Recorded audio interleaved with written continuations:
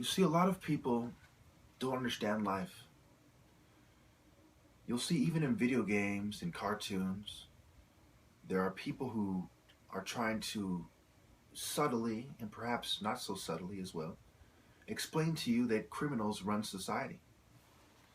And as you see in the case of Lex Luthor, for example, in Superman, he's not necessarily a supervillain. In fact, he's not. He's a rich person with access to a lot of technology.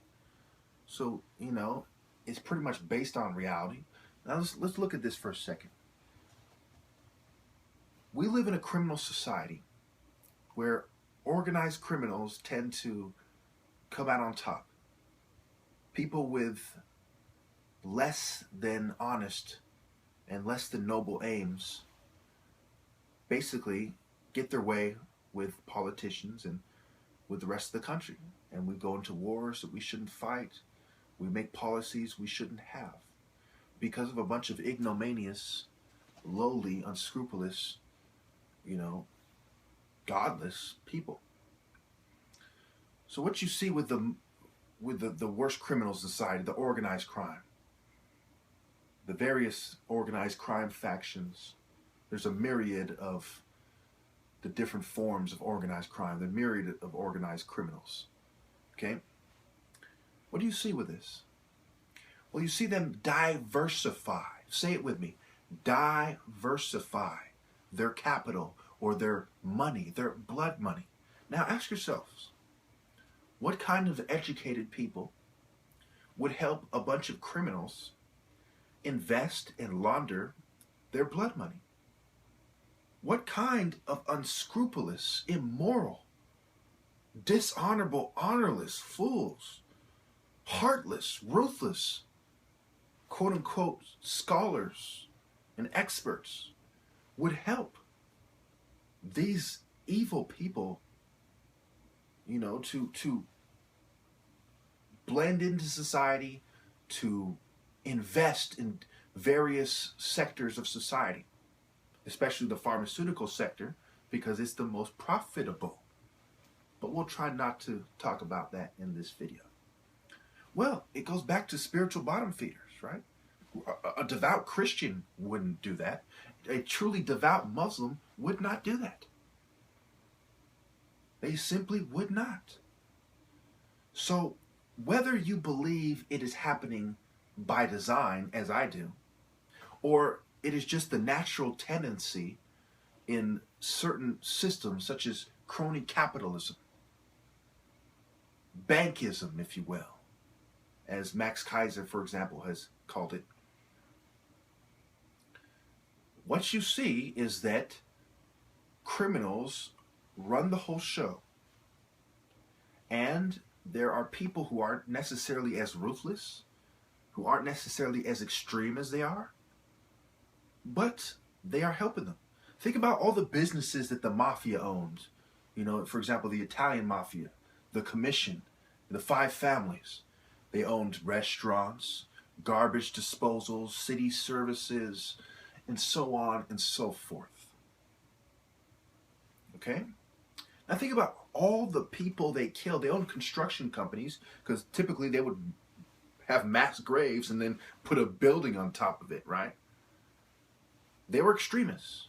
The criminals behind society are extremists. And on record, they have hired Satanists to do hits for them.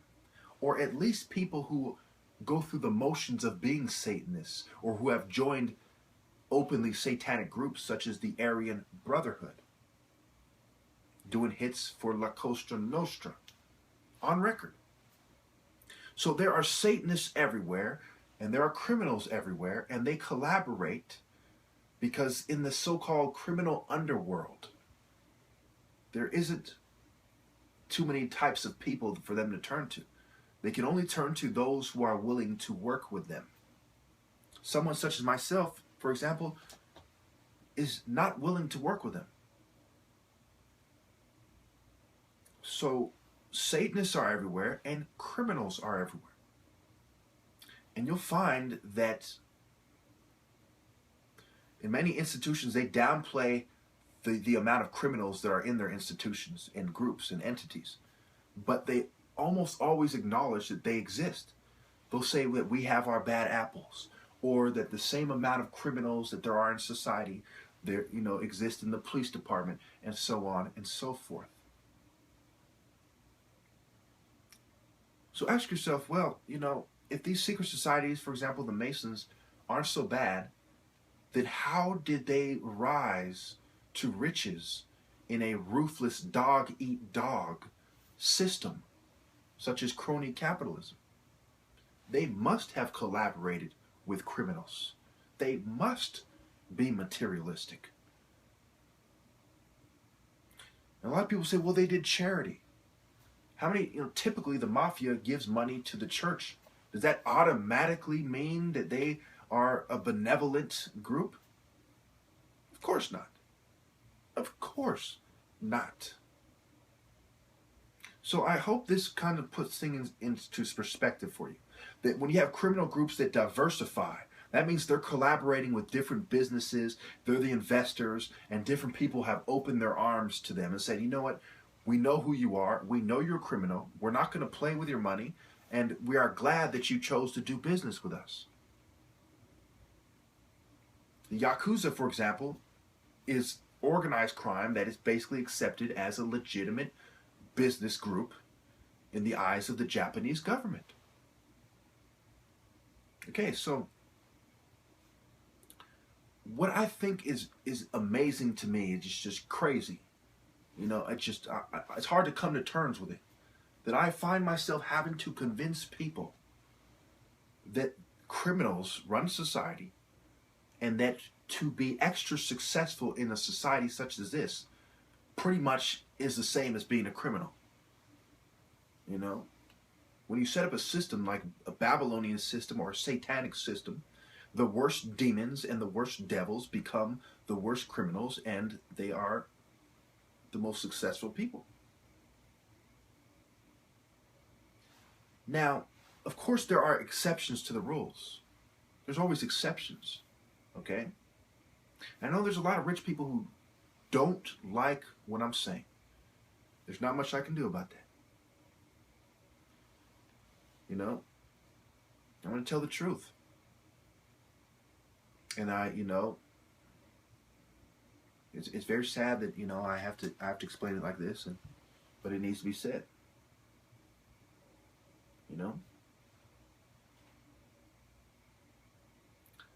Yeah, I kind of, in a way, I kind of feel bad because I know there's some people who don't see themselves that way.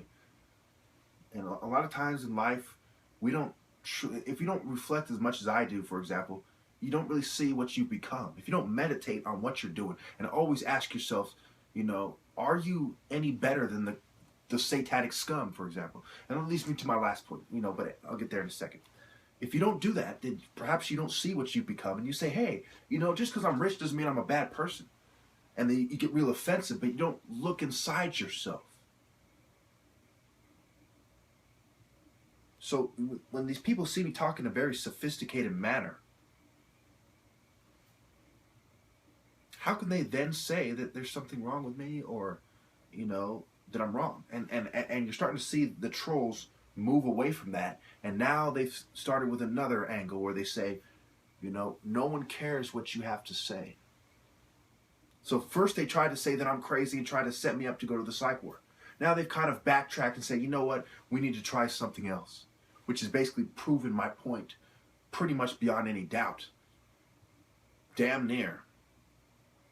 Because you know them by their works. You know what they're trying to do by their works. You could ask the military about that. How do they prepare themselves, when they're holding down a base, or they're holding down their lines or their side? They start observing what the enemy's doing, and then they start trying to figure out what they're doing, trying to intercept communications, trying to spy on them, see the movement of weapons and troops and so on. What they're, what they're doing gives away what they're trying to do, if that makes sense. So it brings me to my last point. Some people might say, well, why are you so hard on the spiritual bottom feeders? Let's not forget, all the horrible things that they have done. All the spiritual bottom feeders not only are doing horrible things to society, which is the main reason I began to call them out on YouTube alone in 2009, but pretty much for about 2 decades now. But they have also gone out of their way to make videos that have thousands of views about me, single me out, try to provoke me to go to, try to get me to go to the psych ward. They say, provoke this person because we're trying to get him into the psych ward. And in the video, I was in a rush. I was waiting for days, and that's why I put the text in the other video. I'll put the link in the comments where I say, I do like a minute and a half interview real quick with the person who first reported that she was approached on the internet. Basically, they communicated to her via the internet that they wanted, they asked about me and wanted her to help them to provoke me, so that I ended up getting involuntarily detained in the psych ward. Involuntary hold with me, in the psych ward. Involuntarily institutionalized in the psych ward. So basically, I was in a rush, so I kind of said, were you told to provoke me to go to the psych ward, or something like that. The words were kind of tricky, but I think we all understand why I said it like that, and I think we all understand what I was saying, and I think we all understand that she understood. But anyway, and of course, when you put it in context with the rest of that short interview, you can tell obviously she understood what I was saying. So there's no question about that, not even the slightest. So when you look at these things, right? Why don't I want to be friends with spiritual bottom feeders? Oh, and that was one more thing, I forgot. There's one more thing I want to talk about too. Okay, I don't want to be friends with them because they are destroying society. They are destroying individuals. They are destroying groups of people. And black people have it the worst. And so whatever people have it the worst, whether I'm that race or not, I'm going to stick up for them. I'm going to be very disgusted at people preying on people who have it the worst. If they were Chinese, for example, I would still be very upset. I'd say, look, these people have it hard. For example, I have this Palestinian flag. Perfect example, right? I have a Palestinian flag. You might be able to see it a little bit. You can't really, on my wall right here. And on my car, and I have Palestinian boxing gloves on my rear view mirror. Okay, and I have Palestinian placard, not flag, but, on the license plate. So again, these people have it hard. And so I say, I stick up for them, even though I'm not Palestinian. I say, well, why are you picking on them? Why are you making it worse for them? So basically, I put the study in another video, and I know I'm going over time, right now. I put a study where it showed that 80% of prisoners come from single-parent households. So I'm like, look, one of the major problems facing the black community, who pretty much take the brunt of the New World Order, I've said it many times, I may as well say it again, 6 million sub-Saharan Africans die annually from infectious diseases alone. And that's only 62% of the mortality rate, I believe. So, so for these people to attack the family structure. Now, let me tell you how homosexuality attacks the family. We all know that feminists attack the family. They want to, quote unquote, liberate women. Some of them are satanic feminists. You see Lucifer as the liberator of women. Okay, we all know that they're attacking the traditional household and trying to redefine things into ways, quote unquote, more equal, which is not really more equal. Almost out of time. We'll have to make it a part 2 or attach this all together. So basically with gays, right, there's something called conditional homosexuality. I'm gonna make this argument from their point of view. They're wrong, but their point of view is basically, there's some things that overlap, okay? The idea that there's some group of people, of gay people who are there by choice or because the psychological preconditions existed for them to end up at the point that they're in, whether it was being in prison, whether living in San Francisco, being molested as a child. Well, I'm almost out of time, so I'm gonna go to the next clip now. It only lets me upload 15 minutes at a time, that's why. Okay, so going back to, how gays break down the family structure. Well, first of all, they are promoting homosexuality no matter how you look at it, okay? A lot of people struggle with this idea. For the same reason a pimp recruits prostitutes. And he kind of looks around and says, what kind of female can I, can I prey on? It's the same thing with gays. A lot of people don't want to see it this way. But this is how it is, I promise you. They do a lot of times it's with little boys. That's why gays are disproportionately pedophiles, and they've gone through great lengths to try to cover that up. But all the most valid studies show that beyond any doubt, that they are disproportionately pedophiles. I'm not saying all gay people are pedophiles, but we'll get to that. Okay, there's different groups of people have different problems, and there's reasons for that.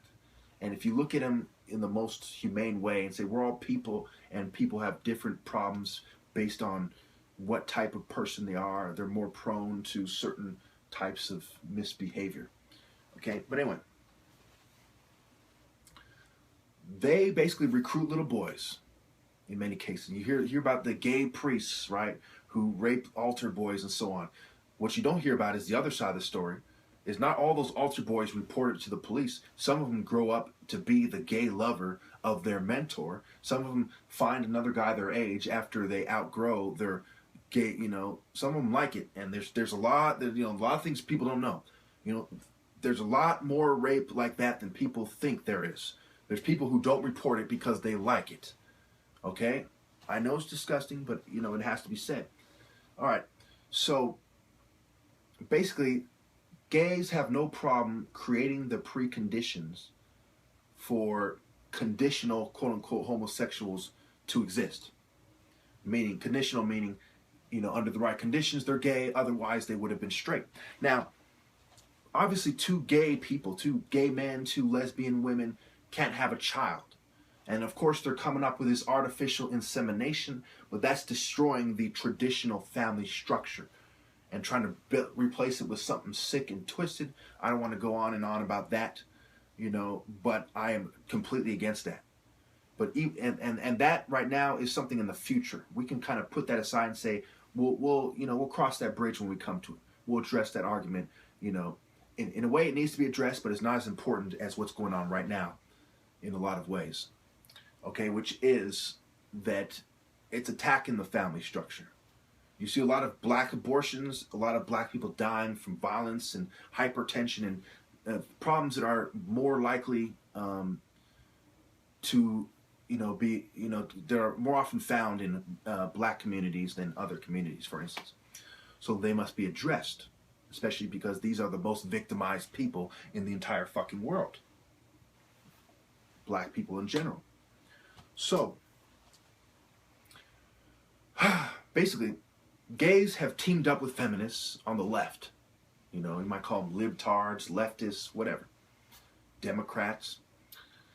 And so they're attacking the family structure by helping the feminists who are openly attacking the family structure.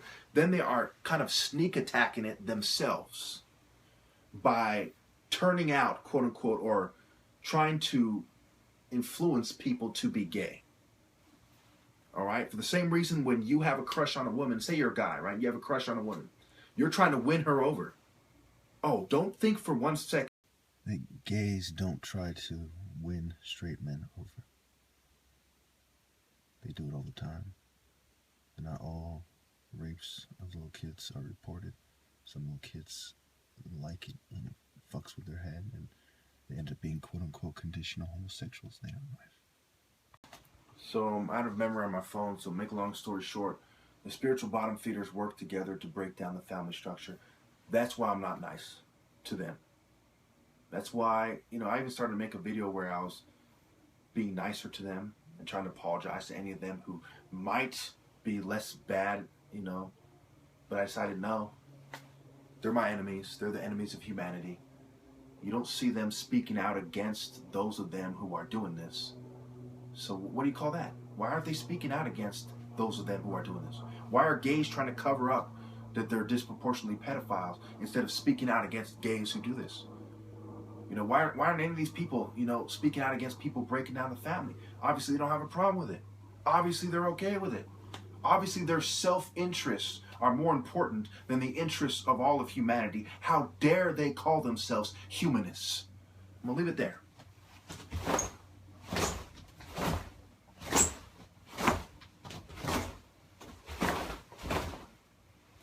Thank you.